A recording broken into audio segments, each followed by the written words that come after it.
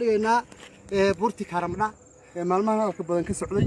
oo Abiy Ahmed ra'iisul wasaaraha dalka Itoobiya uu soo hadal qaaday waxaan leenahay anagu shuhadadii ku shahiiday meeshan iyo dadkii soo halgamay yaan taalo wadareed u dhigaynaa bismillaah taalo wadareed baan u dhigaynaa waxaan leeyahay dadka deegaanka Soomaaliyeed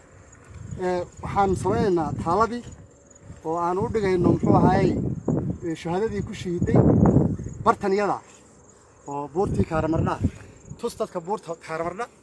سواركان حبرتان سوماليدو ومال تاريخية وحوي إنه إلونا محوها مالهنا تاريخية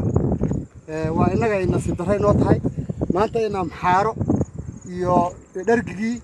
محوها إننا لو سرع العليو محوها ضيال كيف ما إننا لقلنا وأنا سيدر لكن وحن آدي أنا أقول فرحسنا هاي مسؤولين تديانو إنه يقاموا في عنك قاتل وأي سوتش دي محوها إنه تلو ينو سمينا يان taageereenna muxuu ahaa dagaalkii nala galay waqtigii 77kii dargiga marka anaguna waxaan taaladii waan dhiganay dhulkana annaga iskale cid kale taala ka dhigimayso marka anaan ku daray waxaan leeyahay mudan ra'iisul wasaarada taala lama kor saaro taala ma qaado marka taaladii waan dhagax dhignay insha Allah mar kale ta kale meelaha dhig insha Allah meelaha war maadsan